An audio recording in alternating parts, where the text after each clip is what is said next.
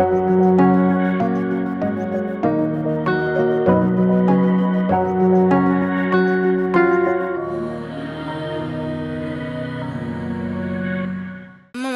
ഈശോയ്ക്കും ഒരുപാട് നന്ദി. ആദ്യമേ തന്നെ ഞാൻ ഈ സാക്ഷ്യം പറയാൻ ഇത്ര ലേറ്റ് ആയതിന് മാതാവിനോട് ഈശോയോട് ക്ഷമ ചോദിക്കുന്നു. എൻ്റെ പേര് ഷിംന. ഞാൻ വരുന്നത് ആലപ്പുഴയിലെ അർത്തുങ്കൽ എന്ന സ്ഥലത്ത് നിന്നിട്ടാണ്. ഞാൻ ആദ്യമായിട്ട് ഇവിടെ വന്ന് ഉടമ്പടി എടുക്കുന്നത് ഓഗസ്റ്റ് 2, 2024 ഞാനിവിടെ വന്ന് ഉടമ്പടി എടുത്ത് സാക്ഷ്യം പറയാമെന്ന് പറഞ്ഞതിൻ്റെ ഫലമായിട്ട് അമ്മ മാതാവ് എനിക്ക് തന്ന അനുഗ്രഹങ്ങളാണ് ഞാൻ ആദ്യമായി പങ്കുവെക്കാൻ ആഗ്രഹിക്കുന്നത്. എൻ്റെ അമ്മയാണ് ഇവിടെ വന്ന് ആദ്യമായിട്ട് ഉടമ്പടി എടുക്കുന്നത്. അങ്ങനെയാണ് ഞാൻ ഉടമ്പടിയെക്കുറിച്ച് അറിയുന്നത്. ഞാനിപ്പോൾ നഴ്സിംഗ് കോഴ്സ് കംപ്ലീറ്റ് ചെയ്ത് നിൽക്കുവാണ്. അമ്മ ഇവിടെ വന്ന് ഉടമ്പടി എടുക്കുമ്പോൾ ഞാൻ സെക്കൻഡ് ഇയർ നഴ്സിംഗ് വിദ്യാർത്ഥിനിയാണ്. അമ്മ ഉടമ്പടി എടുത്തെങ്കിലും ഞങ്ങളെല്ലാവരും ഒരുമിച്ചാണ് രാവിലെയും വൈകിട്ടും ഒക്കെ തിരിച്ച് പ്രാർത്ഥിച്ചുകൊണ്ടിരുന്നത്. ഞാൻ തിരിച്ച് ലീവ് കഴിഞ്ഞ് ഹോസ്റ്റലിലേക്ക് പോകുമ്പോൾ അമ്മ എനിക്ക് മാതാവിൻ്റെ ഉപ്പും വെഞ്ചരിച്ച ചെറിയ കാശുരൂപവും ഉടമ്പടി തേനും ഒക്കെ തന്നു വിട്ടിരുന്നു. ഞാൻ പ്രത്യക്ഷീകരണ പ്രാർത്ഥനയൊക്കെ ഫോണിൽ ഫോട്ടോ എടുത്തിട്ടാണ് ഞാൻ പോയത്. എനിക്കെന്ന് പറയുമ്പോൾ ഭയങ്കരമായിട്ട് പേടിയുള്ള ഒരാളാണ്. എന്ന് പറയുമ്പോൾ എക്സാമിനാണെങ്കിൽ എക്സാം ഫിയർ, പിന്നെ കോൺഫിഡൻസിൻ്റെ കുറവുകളുണ്ട് ഉള്ള പേടി, പിന്നെ രാത്രിയിൽ കിടക്കുമ്പോൾ ഉള്ള പേടി. അങ്ങനെ ഞാൻ അതുകൊണ്ട് വീട്ടിൽ ചൊല്ലിയതുപോലെ തന്നെ ഞാൻ ഹോസ്റ്റലിലായിരുന്നപ്പോഴും രാവിലെ 5:30 എണീറ്റ് ഞാൻ പ്രത്യക്ഷീകരണ പ്രാർത്ഥനയൊക്കെ ചൊല്ലുമായിരുന്നു. പക്ഷേ അപ്പോഴൊന്നും ഉടമ്പടി എടുക്കണമെന്ന് ഞാൻ തീരുമാനിച്ചില്ലായിരുന്നു. അങ്ങനെ സെക്കൻഡ് ഇയറിൻ്റെ എക്സാം ടൈം വന്നപ്പോഴത്തേക്കും ഞാൻ മാതാവിൻ്റെ അടുത്ത് പ്രാർത്ഥിച്ചു. ഞാൻ 1 മാസം മുന്നേ ഇരുന്ന് പഠിക്കാൻ തുടങ്ങും, പക്ഷേ കുത്തിയിരുന്ന് പഠിക്കും, ഒന്നും തലയിലുണ്ടാകത്തില്ല. എല്ലാം കാണാതെ പഠിക്കുന്നൊരു ശീലമായിരുന്നു. അപ്പോൾ എൻ്റെ അടുത്ത് എല്ലാവരും പറയും മനസ്സിലാക്കി പഠിച്ചാലേ തലയിരിക്കത്തുള്ളൂ എന്ന് എല്ലാവരും പറയുമായിരുന്നു. പക്ഷേ ഞാൻ എത്ര പഠിച്ചാലും ഞാൻ പരീക്ഷയ്ക്ക് എഴുതുമ്പോൾ ഒന്നും ഉണ്ടാകത്തില്ല ആ പേപ്പറിൽ. അതുകൊണ്ട് ഞാൻ മാതാവിൻ്റെ അടുത്ത് പറഞ്ഞു 38 മാർക്കാണ് ഞങ്ങൾക്ക് പാസ് മാർക്ക്. അപ്പോൾ അത് എനിക്ക് 38 മാർക്ക് മതി, കൂടുതലൊന്നും വേണ്ട. ഞാൻ മാതാവിൻ്റെ അടുത്ത് പറഞ്ഞായിരുന്നു എനിക്ക് രണ്ടാമതൊന്നുകൂടെ എക്സാം എഴുതാനുള്ള സാമ്പത്തികം ഉണ്ടാകത്തില്ല എന്ന് പറഞ്ഞു. ഇതേ 38 മാർക്കാണ് ഫസ്റ്റ് ഇയറിൽ സീനിയേഴ്സ് എൻ്റെ അടുത്ത് പറഞ്ഞപ്പോൾ ഞാൻ എൻ്റെ മനസ്സിൽ വിചാരിച്ചു അത്രയും മാർക്ക് മേടിച്ചാൽ മതിയല്ലോ, അപ്പോൾ അത് കിട്ടാവുന്നേ ഉള്ളെന്ന് ഞാൻ പറഞ്ഞിരുന്നു. ഫസ്റ്റ് ഇയറിൽ 5 വിഷയമുണ്ട്. 3 വിഷയത്തിന് ഫസ്റ്റ് ഇയറിൽ എഴുതിയപ്പോഴേ എനിക്ക് 3 സപ്ലി ഉണ്ടായിരുന്നു. അത് രണ്ടാമത് സപ്ലി എക്സാമിന് അതെനിക്ക് കിട്ടി. അത് എൻ്റെ മിടുക്ക് കൊണ്ടിട്ടല്ല, എനിക്ക് വേണ്ടിയിട്ട് അമ്മ മുട്ടുകുത്തിയിരുന്ന് പ്രാർത്ഥിക്കുന്നതുകൊണ്ട് മാത്രം എനിക്കത് കിട്ടിയതാണ്. അതുകൊണ്ട് സെക്കൻഡ് ഇയറിൽ ഞാൻ അമ്മ മാതാവിൻ്റെ അടുത്ത് എനിക്ക് 38 മാർക്ക് മതി എന്നാണ് പറഞ്ഞത്. ഞാൻ എക്സാമിന് പോകുമ്പോൾ അമ്മ മാതാവിൻ്റെ ഉപ്പ് വിശ്വാസപ്രമാണം ചൊല്ലി വെള്ളത്തിലിട്ട് അത് കുടിച്ചിട്ടാണ് പോകുന്നത്. പിന്നെ ചെറിയ കാശുരൂപം വിശ്വാസപ്രമാണം ചൊല്ലി എനിക്ക് ഉടുപ്പിൽ പിൻ ചെയ്ത് വെച്ചിട്ടാണ് ഞാൻ എക്സാമിന് പോയിക്കൊണ്ടിരുന്നത്. അങ്ങനെ എക്സാമിൻ്റെ റിസൾട്ട് വന്നു. എനിക്ക് സെക്കൻഡ് ക്ലാസ് ഉണ്ടായിരുന്നത്. ഇങ്ങനെ കിട്ടിയെന്ന് എനിക്കറിയത്തില്ല, അമ്മ മാതാവ് തന്നതാണ്. അമ്മ മാതാവിന് ഈശോയ്ക്കും ഒരുപാട് നന്ദി. ഞാൻ സെക്കൻഡ് ഇയറിൽ ഇങ്ങനെ പ്രാർത്ഥിക്കുമെങ്കിലും ഞാൻ ഉടമ്പടി എടുക്കാൻ തീരുമാനിച്ചില്ലായിരുന്നു. അതേപോലെ ഞാൻ ജപമാല ചൊല്ലുമെങ്കിൽ സ്കിപ്പ് ചെയ്ത് കളയുമായിരുന്നു, എല്ലാ ദിവസവും ഒന്നും ചൊല്ലത്തില്ലായിരുന്നു. പക്ഷെ അങ്ങനെ ഞാൻ തേർഡ് ഇയറിലായി. തേർഡ് ഇയർ എനിക്ക് സെക്കൻഡ് ഇയർ പോലെ അത്ര എളുപ്പമല്ലായിരുന്നു. തേർഡ് ഇയറിലെന്ന് പറയുമ്പോൾ എക്സാം ആണെങ്കിലും അല്ലാതെ കോളേജിലുണ്ടാകുന്ന ചെറിയ ചെറിയ കാര്യങ്ങളാണെങ്കിലും ഹോസ്റ്റലിലുണ്ടാകുന്ന ചെറിയ കാര്യങ്ങളും പോലും എന്നെ ഭയങ്കരമായിട്ട് അഫക്റ്റ് ചെയ്യാൻ തുടങ്ങി. ഞാൻ എപ്പോഴും തന്നെ വിഷമിച്ചിരിക്കുന്നതാണ് എല്ലാവരും കാണുന്നത്. ഞാൻ രാത്രിയിലൊക്കെ ഒരുപാട് കിടന്ന് കരയുമായിരുന്നു. എനിക്ക് തന്നെ അറിയത്തില്ല എന്തിനാണ് ഞാൻ കരയുന്നതെന്ന്. ആരും കാണാതിരിക്കാൻ ഞാൻ ഹോസ്റ്റലിലെ ബാത്റൂമിലൊക്കെ പോയി ഞാൻ ഒത്തിരി കരഞ്ഞിട്ടുണ്ട്. എനിക്കറിയത്തില്ല ഞാൻ എന്തിനാണ് അപ്പോൾ കരയുന്നതെന്ന്. അമ്മ ഉടമ്പടി എടുത്തിട്ടുള്ളതുകൊണ്ട് ഒരുപാട് സാക്ഷ്യങ്ങൾ എനിക്ക് അയച്ചു തരുമായിരുന്നു. അങ്ങനെ ഞാൻ എപ്പോഴും തന്നെ സാക്ഷ്യം കാണുമായിരുന്നു. അപ്പോൾ ഞാൻ അങ്ങനെയാണ് ഉടമ്പടി എടുക്കാമെന്ന് ഞാൻ തീരുമാനിച്ചത്. പിന്നെ മാതാവായിട്ട് കുറച്ചുകൂടെ ക്ലോസ് ആയതുപോലെ തോന്നി. എപ്പോഴും ഞാൻ മാതാവിൻ്റെ അടുത്ത് പറയും ഞാനിവിടെ ഒന്ന് ഉടമ്പടി എടുക്കുന്ന സാക്ഷ്യം പറഞ്ഞോളാം എന്നെപ്പോഴും പറയുമായിരുന്നു. അങ്ങനെയാണ് എൻ്റെ തേർഡ് ഇയറിൻ്റെ എക്സാമിൻ്റെ വന്നപ്പോൾ പതിവ് പോലെ നേരത്തെ തൊട്ടേ ഞാനിരുന്ന് പഠിക്കാൻ തുടങ്ങി. എത്തവണ ഞാൻ പ്രാർത്ഥിച്ചപ്പോൾ മാതാവിൻ്റെ അടുത്ത് പറഞ്ഞു എനിക്ക് വേണ്ടി മാത്രമല്ല എൻ്റെ കൂടെ എക്സാം എഴുതുന്ന എല്ലാവർക്കും റിസൾട്ട് വരുമ്പോൾ സന്തോഷമുള്ളൊരു റിസൾട്ട് ആയിരിക്കണം തരുന്നതെന്ന് ഞാൻ പറഞ്ഞിരുന്നു. എന്നിട്ട് എക്സാമിൻ്റെ ഡേറ്റായി. ഞങ്ങൾക്ക് തേർഡ് ഇയറിൽ ഒരു മെൻ്റൽ ഹെൽത്ത് എന്ന് പറഞ്ഞിട്ടൊരു സബ്ജക്റ്റ് ഉണ്ട്. ഞാൻ കൂടുതൽ നേരം അതായിരുന്നു ഇന്ന് പഠിച്ചുകൊണ്ടിരുന്നത്. പക്ഷേ എക്സാമിന് ഹോളിലിരിക്കുമ്പോഴും എല്ലാ തവണത്തെ പോലെ മാതാവിൻ്റെ കാശുരൂപം കുത്തിയിട്ടാണ് ഞാൻ പോയത്. ഉപ്പ് വിശ്വാസപ്രമാണം ചൊല്ലി കഴിച്ചുകൊണ്ടാണ് ഞാൻ പോയത്. എക്സാമിന് എഴുതിയപ്പോഴും ഞാൻ അതിന് പാസ്സാകും നല്ലതായിട്ട് എഴുതിയെന്നുള്ള രീതിയിലാണ് ഞാൻ ഇറങ്ങിയത്. പക്ഷെ പുറത്ത് വരുമ്പോൾ ഡിസ്കഷൻ ഉണ്ടാവില്ല. എല്ലാവരും പറഞ്ഞു കഴിയുമ്പോഴത്തേക്കും എനിക്ക് തോന്നി ഞാൻ എഴുതിയതിൽ ഞാൻ മാത്രമാണ് ഇത്രയും പൊട്ടയായിട്ട് എഴുതിയിരിക്കുന്നത്. എല്ലാവരും പറഞ്ഞു നീ കുറേ നേരം ഇരുന്ന് പഠിച്ചതായിരുന്നല്ലോ, പിന്നെ എന്തുകൊണ്ട് നിനക്കത് എഴുതാൻ പറ്റിയില്ല എന്ന് എല്ലാവരും പറഞ്ഞു. എല്ലാവർക്കും അത് ഈസി ആയിരുന്നിട്ടുള്ളൊരു എക്സാം ആയിരുന്നു. ഞാനത് എൻ്റെ ഒരു രീതിയിൽ മാർക്ക് കൂട്ടിയപ്പോൾ എനിക്കതിന് 30 മാർക്ക് എന്തോ കിട്ടുന്നുള്ളായിരുന്നു. ഞാൻ മാതാവിനോട് പറഞ്ഞു എന്തായാലും ഞാൻ ഉടമ്പടി എടുക്കാമെന്ന് പറഞ്ഞിട്ടുണ്ടല്ലോ, മാതാവ് എന്നെ പാസ്സാക്കും. പിന്നെ ആ ഇയർ തൊട്ട് ഞാൻ ഓരോ എക്സാം പോയിട്ട് വന്നിട്ട് ഞാൻ മാതാവിനെ എൻ്റെ എക്സാം എനിക്ക് നല്ലതാണെങ്കിലും ചീത്തതാണെങ്കിലും ഞാൻ മാതാവിൻ്റെ അടുത്ത് എനിക്ക് നല്ല എക്സാം എഴുതാൻ സാധിച്ചതിന് നന്ദി പറഞ്ഞുകൊണ്ട് ഒരു ജപമാല ചൊല്ലുമായിരുന്നു. വൈകുന്നേരത്തെ ജപമാല കൂടാതെ പിന്നെ നേരത്തെയൊക്കെ ലഞ്ച് ടൈമിന് വന്നിട്ട് റീൽസ് കണ്ടുകൊണ്ടിരിക്കുമായിരുന്നു ഞാൻ. പിന്നെ ഞാൻ ലഞ്ച് ടൈമിന് വരുമ്പോഴും ആ സമയത്ത് ഇന്ന് ജപമാല ചൊല്ലാനായിട്ട് നോക്കി. അങ്ങനെ റിസൾട്ട് വരുന്ന സമയമായി. റിസൾട്ട് വന്നു. എൻ്റെ എല്ലാവർക്കും സൈറ്റ് ബിസിയാണ്. ഞാൻ അങ്ങനെ എൻ്റെ രജിസ്റ്റർ നമ്പർ അടിച്ചു വെച്ചിട്ട് ഫോൺ മാറ്റി വെച്ച് പ്രത്യക്ഷീകരണ പ്രാർത്ഥന ചൊല്ലിയിട്ട് നോക്കത്തുള്ളൂ എന്ന് പറഞ്ഞായിരുന്നു. അങ്ങനെ പ്രത്യക്ഷീകരണ പ്രാർത്ഥന ചൊല്ലിയിട്ടാണ് ഞാൻ എടുത്തത്. അപ്പോൾ എനിക്ക് ഫസ്റ്റ് ക്ലാസ് ഉണ്ടായിരുന്നു. ഞാൻ അങ്ങനെ ആദ്യം നോക്കിയത് MHN എന്ന് പറയുന്ന സബ്ജക്റ്റിൻ്റെ മാർക്കാണ്. അപ്പോൾ അവിടെ എനിക്ക് 5 മാർക്ക് ഗ്രേസ് മാർക്ക് കയറിയിട്ടുണ്ട്. അങ്ങനെ ഗ്രേസ് മാർക്ക് കയറാറില്ല, 7 മാർക്ക് എന്തോ ഗ്രേസ് മാർക്ക് ഞങ്ങൾക്ക് ഉള്ളത്. അതിൽ 4 സബ്ജക്റ്റ് ഉണ്ടെങ്കിൽ 3 എണ്ണം പാസ്സായെങ്കിൽ മാത്രം അത് കയറാറുള്ളൂ. അങ്ങനെ എനിക്ക് ഗ്രേസ് മാർക്ക് കയറിയിട്ടുണ്ടായിരുന്നു. എനിക്ക് അമ്മ മാതാവിന് ഈശോയ്ക്ക് ഒരുപാട് നന്ദി. ആ ഒരു ഇയറിന് മുൻപത്തെ ഇയറിൽ വെച്ചിട്ട് ഞങ്ങളുടെ ആ ഒരു ബാച്ചിന് എല്ലാവർക്കും തന്നെ ഞെട്ടുന്ന ഒരു രീതിയിൽ നല്ലൊരു റിസൾട്ട് ഉണ്ടായിരുന്നു. ആ ഒരു ഇയറിൽ കുറച്ച് പേര് ഫെയിലായതൊഴികെ ബാക്കി എല്ലാവർക്കും നല്ല റിസൾട്ടോടെ എല്ലാവരും പാസ്സായി. അങ്ങനെ ഞാൻ 4th ഇയറിലോട്ട് വന്നു. ഞാൻ പഠിക്കുന്നത് ലോൺ എടുത്തിട്ടാണ്. അങ്ങനെ 4th ഇയറിൻ്റെ ഫീസ് അടക്കുന്നതിനായിട്ട് ലേറ്റായി ബാങ്കിൽ നിന്ന്. അപ്പോൾ ഫീസ് അടക്കാത്തവരെല്ലാവരും അടക്കം ഞങ്ങൾ ലീവ് കഴിഞ്ഞ് തിരിച്ച് വന്നതേ ഉണ്ടായിരുന്നുള്ളൂ. അപ്പോൾ ഞങ്ങളടുത്ത് പറഞ്ഞ് തിരിച്ച് വീട്ടിലോട്ട് പൊക്കോ, ഫീസ് അടച്ചിട്ട് കയറിയാൽ മതി എന്നുള്ള രീതിയിൽ പറഞ്ഞു. ഞങ്ങൾ ഓരോരുത്തരുടെയും ഞങ്ങളൊന്നുകൂടെ സംസാരിച്ച് നോക്കി. ഓരോരുത്തരുടെയും പ്രശ്നങ്ങൾ വെച്ചിട്ട് അവരൊരു ഗ്യാപ്പ് തന്നു. അങ്ങനെ ഞങ്ങളടുത്ത് പറഞ്ഞ് 2 ദിവസത്തിനുള്ളിൽ ഫീസ് അടച്ചില്ലെങ്കിൽ വീട്ടിൽ പൊക്കോളാൻ പറഞ്ഞു. അങ്ങനെ ഞാൻ മാതാവിൻ്റെ അടുത്ത് പറഞ്ഞു, ഞാനിവിടെ ഒന്ന് സാക്ഷ്യം പറഞ്ഞോളാം, എനിക്ക് ഫീസ് അടച്ചില്ലെന്നുണ്ടെങ്കിൽ തിരിച്ച് പിന്നെയും വീട്ടിൽ പോയി തിരിച്ചു വരേണ്ടി വരും. അതുകൊണ്ട് 2 ദിവസത്തിനുള്ളിൽ എൻ്റെ ഫീസ് അടക്കണമെന്ന് ഞാൻ പറഞ്ഞിട്ടുണ്ടായിരുന്നു. ഞാൻ അന്ന് ബാങ്കിൽ വിളിക്കുമ്പോൾ ഒരു പ്രോസസ്സിങ് നടക്കുന്നേ ഉള്ളൂ, സമയമെടുക്കുമെന്ന് പറഞ്ഞു. 2 ദിവസത്തിന് ശേഷം ഞാൻ 2ാമത്തെ ദിവസം ഉച്ചയ്ക്ക് വിളിച്ചപ്പോൾ അവർ പറഞ്ഞു എൻ്റെ ഫീസ് അടച്ചിട്ടുണ്ടെന്ന് അവർ പറഞ്ഞു. അമ്മ മാതാവിന് ഈശോയ്ക്ക് ഒരുപാട് നന്ദി.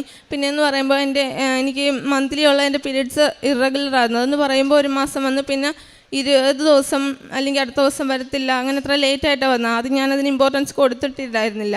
പക്ഷെ നമ്മൾ പഠിക്കുന്ന ഒരു കാര്യമായതുകൊണ്ട് നമുക്ക് അതിൻ്റെ ഇമ്പോർട്ടൻസ് മനസ്സിലായപ്പോഴും ഒരു ചെറിയ പേടി വന്നു. അങ്ങനെ ഞാൻ മാതാവിൻ്റെ അടുത്ത് പറഞ്ഞു, നേരത്തെ തൊട്ടേ ഹീമോഗ്ലോബിനൊക്കെ എനിക്ക് കുറവുള്ള ഒരാളാണ്, അനീമിക്കാണ് ഞാൻ ഭയങ്കര. അങ്ങനെ എപ്പോഴും ഞാൻ മെഡിസിൻ എടുക്കുന്ന ഒരാളാണ്. ഹോസ്റ്റലിൽ വീട്ടിൽ നിന്ന് പോയി തിരിച്ചു വരുമ്പോൾ എൻ്റെ കയ്യിൽ മാത്രം ഒരു കൂട്ടം ഗുളികയും കാര്യങ്ങളൊക്കെ ഉണ്ടാകും. പിന്നെ ഞാൻ മാതാവിൻ്റെ അടുത്ത് പറഞ്ഞു, ഇത്ര നാൾ ഞാൻ ഇത് കഴിച്ചു, എന്നിട്ട് എനിക്കൊരു മാറ്റവും ഇല്ല, ഇനിയിപ്പം ഞാൻ ഇത് നിർത്തുക, ഇനി ഞാൻ ഗുളിക കഴിക്കുന്നില്ലെന്ന് പറഞ്ഞു. ഡേറ്റിന് മുന്നേ ഉള്ള ദിവസങ്ങളിൽ ഞാൻ അമ്മ മാതാവിൻ്റെ ഉപ്പിട്ട് വിശ്വാസ പ്രമാണം ചൊല്ലി വെള്ളം കുടിക്കുമായിരുന്നു. ആ ഒരു മന്ത് തൊട്ട് ഇന്ന് വരെ എനിക്കത് നോർമലായിട്ടാണ്. അതായത് ആ ഒരു കറക്റ്റ് ഡേറ്റിന് അല്ലെങ്കിൽ ഒരു ദിവസം മുന്നേ അല്ലെങ്കിൽ ഒരു ദിവസം കഴിഞ്ഞ് കറക്റ്റ് നോർമലായിട്ടാണത് എനിക്ക് കിട്ടുന്നത്. അമ്മ മാതാവിന് ഈശോയ്ക്ക് ഒരുപാട് നന്ദി. പിന്നെ എന്ന് പറയുമ്പോൾ ഞങ്ങൾക്ക് പ്രാക്ടിക്കൽ ബേസ് ഭയങ്കര കുറവാണ്. 4th ഇയറിൽ ഞങ്ങൾക്ക് ഗൈനക്കിൻ്റെ ഒരു പോസ്റ്റിംഗാണ് ഞങ്ങൾക്ക് കിട്ടിയിട്ടുണ്ടായിരുന്നത്. അത് കുറച്ച് പേരായിട്ട് ദൂര സ്ഥലങ്ങളിലാണ് കേട്ടോ. ഞാൻ പഠിച്ചത് ബാംഗ്ലൂരാണ്. അപ്പോൾ അവിടെ ഞങ്ങൾക്ക് കിട്ടിയത് ഒരു ഗവൺമെൻറ്റിൻ്റെ കീഴിലുള്ള അങ്ങനെ ഒരു ഗൈനക്കിൻ്റെ സെൻറ്ററിലാണ് എനിക്ക് പോസ്റ്റിംഗ് കിട്ടിയത്. ഞങ്ങൾക്കെന്ന് പറയുമ്പോൾ അവിടെ ഒരു ഹെഡ് നേഴ്സാണുള്ളത്. ഡോക്ടറോ ഉള്ള ദിവസങ്ങളിൽ മാത്രമേ അവർ ഡെലിവറി അറ്റൻഡ് ചെയ്യാറുള്ളൂ. ഞങ്ങൾ പഠിക്കുന്ന കുട്ടികളായതുകൊണ്ട് ഞങ്ങൾക്ക് ഡെലിവറി കാണുക എന്നുള്ള അത്യാവശ്യമാണ്. അങ്ങനെ ഞങ്ങൾക്ക് 4ാമത്തെ 3ാമത്തെ ദിവസമായപ്പോൾ അവിടെ ആകെ ഒരു ഹെഡ് നേഴ്സും അവരെ അസിസ്റ്റ് ചെയ്യാൻ 2 ചേച്ചിമാരുമാണ് ഉള്ളത്. ഇവിടെ കാണുന്ന കൂട്ട് സ്റ്റെറൈൽ അങ്ങനെ കാര്യങ്ങളല്ല. ലേബർ റൂം എന്ന് പറയുമ്പോൾ എല്ലാവരും കയറി ഇറങ്ങുന്ന ഇതാണ് ഞാനവിടെ കണ്ടത്. അപ്പോൾ അവിടെ ഒരു 4ാമത്തെ ദിവസമായപ്പോൾ ഒരു പേഷ്യൻറ്റ് വന്നു. അവരുടെ ലാംഗ്വേജ് ഹിന്ദിയാണ്. പുള്ളിക്കാരത്തിക്ക് പെയിൻ ഉണ്ടായിരുന്നു. പക്ഷേ ഹെഡ് നേഴ്സ് നോക്കിയിട്ട് ഡയലറ്റേഷൻ കുറവായതുകൊണ്ട് അവരവിടെ കിടത്തിയിട്ട് പോയി. ഞങ്ങളോടും അവിടെ നിൽക്കണ്ടെന്ന് പറഞ്ഞു. അവിടെ അവരൊന്നും പ്രിപ്പയർ ചെയ്തിട്ടുണ്ടായിരുന്നില്ല. ഞങ്ങൾക്ക് ഡെലിവറി കാണേണ്ട അത്യാവശ്യമായതുകൊണ്ട് ഞങ്ങൾ ഇടയ്ക്കിടയ്ക്ക് വന്നവരെ ശ്രദ്ധിക്കുമായിരുന്നു. അങ്ങനെ നോക്കിയപ്പോൾ അവർക്ക് നല്ല പെയിൻ ഉണ്ടായിരുന്നു. ഞങ്ങൾക്ക് ഫ്ലൂയിഡ് ലീക്കാവുന്ന കൂട്ട് തോന്നി. ഞങ്ങൾ ഹെഡ് നേഴ്സിനെ വിളിക്കാൻ പോയി. അപ്പോൾ വിളിച്ചപ്പോഴും അവർ പറഞ്ഞു അവർക്ക് ടൈം ആയിട്ടില്ല, ഇപ്പോഴും വരേണ്ട കാര്യമില്ല എന്നുള്ള രീതിയിൽ പറഞ്ഞു. ഞാൻ മാത്രം അവിടെ നിൽപ്പുള്ളായിരുന്നു. ഒരു പേഷ്യൻറ്റ് വീണ്ടും നേഴ്സിനെ വിളിക്കുന്നുള്ള രീതിയിൽ കാണിച്ചു. ഞാൻ അവരെ സമാധാനിപ്പിക്കാൻ വിളിക്കാമെന്നുള്ള രീതിയിൽ തിരിഞ്ഞ് നോക്കുമ്പോൾ എനിക്ക് കുട്ടിയുടെ തല കാണാം. ഡെലിവറി നടന്നുകൊണ്ടിരിക്കുവാണ്. ഞാൻ മാത്രമേ അവിടെ ഉള്ളൂ. ഞാൻ പഠിക്കുന്ന ഒരാളാണ്. തിയറി ക്ലാസ് മാത്രമേ എനിക്ക് കിട്ടിയിട്ടുള്ളൂ. ഞാൻ ഒരു ഒറ്റക്ക് ഡെലിവറി ഒന്നും അറ്റൻഡ് ചെയ്യാൻ ഞാൻ ആയിട്ടില്ല. ഞാനപ്പോൾ പെട്ടെന്ന് തന്നെ അവരെ നോക്കി, അവരെ വിളിച്ച് ഓടി വന്നവർ. അപ്പോഴത്തേക്കും അതിൻ്റെ സൈഡായിട്ട് ഒരു പീഡിയാട്രിക് OP ഉണ്ട്, ഒരു പീഡിയാട്രിക് ഡോക്ടറും കൂടെ ഉണ്ടായിരുന്നു. ബാക്കി ഞങ്ങൾ സ്റ്റുഡൻസ് ആയതുകൊണ്ട് ഞങ്ങളെ പുറത്താക്കിയെങ്കിലും ഞങ്ങൾക്ക് കാണാൻ വാതിലിൻ്റെ ഇടക്കൂടെ. ആ ചേച്ചി ഭയങ്കരമായിട്ട് സ്ട്രെസ് ആയതുകൊണ്ട് അവർ ആ ഒരു ടൈമിൽ കുട്ടിയുടെ തല മാത്രമേ പുറത്ത് വന്നിട്ടുള്ളൂ. അവർ കാലടിപ്പിച്ചു. പറയാമല്ലോ, കുട്ടിക്ക് ശ്വാസം കിട്ടത്തില്ല. ബാക്കി അവർ ഫുൾ സ്ട്രെസ്സായവർക്ക് പറ്റുന്നില്ല ബാക്കി പുഷ് ചെയ്യാനൊന്നും. ബാക്കി പ്രൊസീജിയേഴ്സൊക്കെ ചെയ്ത് കുട്ടീനെ അവർ പുറത്തെടുത്തു. സക്ഷനൊക്കെ കൊടുത്തെങ്കിലും അതിന് ഓൾറെഡി കളർ ചേഞ്ചസ് ഒക്കെ വന്നിട്ടുണ്ട്. കുട്ടിക്ക് അനക്കമൊന്നുമില്ല. കുറച്ച് നേരത്തേക്ക് എല്ലാവരും ഒപ്പം ഒന്ന് പേടിച്ചു. ആ ഒരു സെൻറ്റർ എന്ന് പറയുമ്പോൾ നോർമൽ ഡെലിവറി ആകാൻ സാധ്യത ഉള്ളത് മാത്രം എടുക്കുന്നത്, ബാക്കിയുള്ളതൊക്കെ റെഫർ ചെയ്യും. അപ്പോൾ ഞങ്ങളപ്പോൾ പുറത്ത് നിന്നു. അകത്തോട്ട് കയറാൻ ആർക്കും ഒരു ഇതില്ലായിരുന്നു. അപ്പോഴത്തേക്കും ഞാൻ മാതാവിൻ്റെ അടുത്ത് പറഞ്ഞു, എനിക്കിവരെ അറിയത്തില്ല, ഞാൻ എന്തായാലും ഇവിടെ ഒന്ന് ഉടമ്പടി എടുക്കും, അപ്പം ഞാനിവിടെ ഒന്ന് സാക്ഷ്യം പറഞ്ഞോളാം, ആ കുഞ്ഞിനും അമ്മക്കും ഒന്നും സംഭവിക്കരുതെന്ന്. കുറച്ച് കഴിഞ്ഞ് കേട്ടത് ആ കൊച്ചിൻ്റെ കരച്ചിലാണ്. അങ്ങനെ ആ കുട്ടിക്കൊന്നും സംഭവിച്ചില്ല. ഞാനത് ഏറ്റവും എൻ്റെ കാര്യങ്ങൾ ഉപരിയായിട്ട് ഇവിടെ വന്ന് എനിക്കത് സാക്ഷ്യം പറയണമെന്ന് തോന്നി. അമ്മ മാതാവിന് ഈശോയ്ക്ക് ഒരുപാട് നന്ദി. പിന്നീട് ഞങ്ങൾക്ക് പ്രസൻറ്റേഷൻ ക്ലാസ് ഉണ്ടായിരുന്നു. എനിക്ക് ഇംഗ്ലീഷ് വലുതായിട്ടൊന്നും പറയാനറിയാത്തൊരാളാണ്. ഞാൻ പെറുക്കിയായിട്ടാണ് പറയുന്നത്. ഇംഗ്ലീഷ് മീഡിയത്തിൽ പഠിച്ച ഒരാളായിട്ടും എനിക്ക് ലാംഗ്വേജ് അത്രയും പോരായിരുന്നു.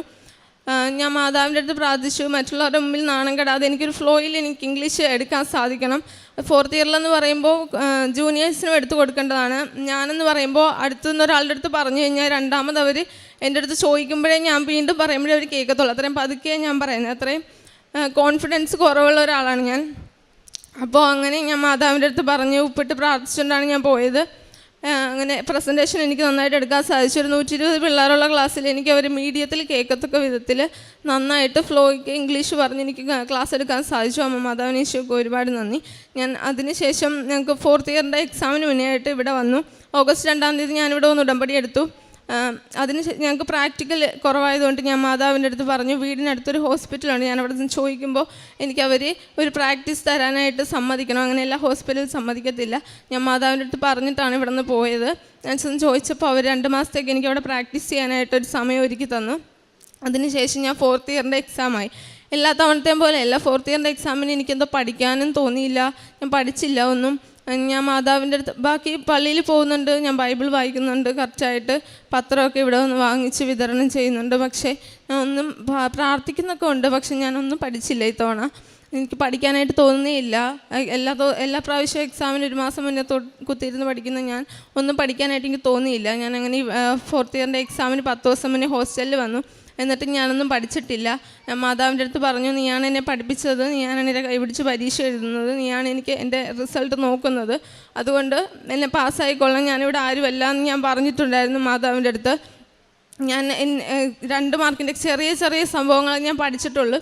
അത് തന്നെ റിപ്പീറ്റ് ചെയ്ത് ഞാൻ പഠിച്ചുകൊണ്ടിരുന്നു. ഞാൻ വലുതായിട്ടൊന്നും തന്നെ ഞാൻ പഠിച്ചിട്ടില്ല. കുട്ടികൾ അവിടെ ഇരുന്ന് ഡിസ്കസ് ചെയ്യുമ്പോൾ ഞാൻ മാതാവിൻ്റെ അടുത്ത് പറയുന്നതൊന്നും ഞാൻ കേട്ടിട്ട് കൂടി ഇല്ല. ഞാൻ എങ്ങനെ എക്സാം എഴുതുമെന്ന് എനിക്കറിയത്തില്ല. ഞാൻ എക്സാമിന് പോയപ്പോൾ എൻ്റെ കർച്ചീഫിൽ മാതാവിൻ്റെ ഉപ്പ് വിശ്വാസ പ്രമാണം ചൊല്ലി എടുത്തിട്ടാണ് പോയത്. ഞാൻ എഴുതിയ 3 എക്സാമിലും എക്സാം ഷീറ്റിൽ മാതാവിൻ്റെ ഉപ്പ് ഇട്ടിട്ടാണ് എഴുതിയത്. 10 മാർക്കിൻ്റെയൊക്കെ ഉത്തരങ്ങൾ ഞാനൊന്നും എഴുതാതെ വിട്ടിട്ടുണ്ട്. എനിക്കറിയാവുന്ന കുറേ പൊട്ടത്തരങ്ങളൊക്കെ ഞാൻ എഴുതി വെച്ചിരിക്കുന്നത്. ഞാനൊന്നും എഴുതിയിട്ടില്ല അതുമേൽ. എന്നിട്ടും എക്സാം കഴിഞ്ഞ് പുറത്തിറങ്ങിയ കുട്ടികൾ എൻ്റെ അടുത്ത് ചോദിച്ചപ്പോൾ ടഫായിരുന്നു, എക്സാം പാസ്സാകുമെന്ന് അറിയത്തില്ലെന്ന് അവർ എന്നോട് ഇങ്ങടുത്ത് പറഞ്ഞപ്പോൾ ഞാൻ പറഞ്ഞു നമ്മളെല്ലാവരും പാസ്സാകുമെന്നുള്ളതാണ് ഞാൻ അങ്ങോട്ട് പറഞ്ഞത്. അങ്ങനെ ഇവിടെ വീട്ടിലായിരുന്നപ്പോഴാണ് റിസൾട്ട് ഔട്ടായത്. അപ്പോഴും എനിക്ക് ടെൻഷനോ കാര്യങ്ങളോ ഒന്നുമില്ല. പക്ഷെ ഞാനൊന്നും ആ പേപ്പറിൽ എഴുതിയിട്ടില്ല. മാതാവിൻ്റെ കൂട്ടത്തിലുള്ള വിശ്വാസത്തിലാണ് ഞാനത് എഴുതിയത്. റിസൾട്ട് വന്നു. ഞാൻ മാതാവിൻ്റെ അടുത്ത് രാത്രിയാണ് വന്നത്. ഞാൻ മാതാവിൻ്റെ അടുത്ത് നേരത്തെ പറഞ്ഞു, രാത്രി ആയതുകൊണ്ട് ഉറങ്ങിപ്പോകുന്നതുകൊണ്ട് നേരത്തെ ജപമാല ചൊല്ലിയിട്ട് കിടക്കാമെന്ന്. നേരത്തെ തന്നെ അമ്മ മാതാവിന് നന്ദി പറഞ്ഞുകൊണ്ട് ജപമാല ചൊല്ലിയിട്ടാണ് ഞാൻ കിടന്നത്. 4 മണിക്ക് അപ്പോൾ റിസൾട്ട് കിട്ടി. അങ്ങനെ റിസൾട്ട് രജിസ്റ്റർ നമ്പർ എടുത്ത് വെച്ച് ഞാൻ പ്രത്യക്ഷീകരണ പ്രാർത്ഥന ചൊല്ലിയിട്ടാണ് നോക്കിയത്. അപ്പോൾ എനിക്ക് ഫസ്റ്റ് ക്ലാസ് ഉണ്ടായിരുന്നു. ഞാനൊന്നും പഠിച്ചിട്ടില്ല, ഒന്നും എഴുതിയിട്ടില്ല. ഈ കഴിഞ്ഞ എല്ലാ വർഷങ്ങളിലും കൂടുതൽ മാർക്ക് എനിക്ക് സ്കോർ ചെയ്യാൻ സാധിച്ചു. അതിന് അമ്മ മാതാവിന് ഈശോയ്ക്കും ഒരുപാട് നന്ദി പറയുന്നു. ഞാൻ എൻ്റെ ആത്മീയമായിട്ടുള്ള വളർച്ച എന്ന് പറയുമ്പോൾ ഞാൻ പള്ളിയിൽ പോകുമായിരുന്നു, ചുറ്റിനും നോക്കും, എന്നിട്ട് പോരും. ഇപ്പോഴൊക്കെ എന്ന് പറയുമ്പോൾ പള്ളിയിൽ പോകുമ്പോൾ ഞാൻ കുർബാന തുടങ്ങുമ്പോൾ തൊട്ട് തീരുന്നത് വരെ ഞാൻ പള്ളിയിലാണ് എന്നുള്ള ബോധ്യത്തിൽ, ഞാൻ അതിൽ പങ്കുകൊള്ളുന്നുള്ള ബോധ്യത്തിലാണ് ഞാൻ നിൽക്കുന്നത്. നേരത്തെയൊക്കെ പത്രം കൊടുക്കാൻ എനിക്ക് മടിയായിരുന്നു. ഇപ്പം ഞാൻ പത്രം പോകുന്ന വഴിക്ക് പത്രം തീരും. ബസ് സ്റ്റാൻഡിലും ഓട്ടോ സ്റ്റാൻഡിലും ഒക്കെ എടുക്കും. പിന്നെ അമ്മയുമായിട്ട് ഇവിടെ വന്ന് പത്രം എടുത്തുകൊണ്ട് പോയിട്ട് വണ്ടാനം ഹോസ്പിറ്റലിലൊക്കെ പോയി ചെറിയ കാശ് രൂപവും തേനും ഒക്കെ വാങ്ങിക്കൊണ്ട് പോയി അവർക്ക് പറഞ്ഞു കൊടുത്തിട്ടാണ് വീട്ടിലോട്ട് പോകുന്നത്. കാരുണ്യപ്രവൃത്തി എന്ന് പറയാൻ ഞാൻ ട്രെയിനിൽ പോകുമ്പോൾ എനിക്ക് എടുക്കുന്ന പൊതിച്ചോറിൻ്റെ കൂട്ടത്തിൽ ഞാൻ എക്സ്ട്രാ എടുക്കും. ഓരോ സ്റ്റേഷനിൽ നിർത്തുമ്പോൾ എനിക്ക് കൊടുക്കാൻ പറ്റുന്ന സ്റ്റേഷനിലൊക്കെ ആണെങ്കിൽ ഞാൻ കൊടുക്കും. പിന്നെ എൻ്റെ അടുത്ത് കൈ നീട്ടുന്നവരുടെ അടുത്ത് എനിക്ക് ഫുഡ് കഴിക്കാൻ വേണ്ടി തന്നിട്ടുള്ള പൈസ ആണെങ്കിൽ കൂടി ഞാനത് അവർക്ക് എടുത്ത് കൊടുക്കും. അമ്മ മാതാവിന് ഈശോയ്ക്കും ഇത്രയും അനുഗ്രഹങ്ങൾ തന്നതിന് ഒരുപാട് നന്ദി പറയുന്നു.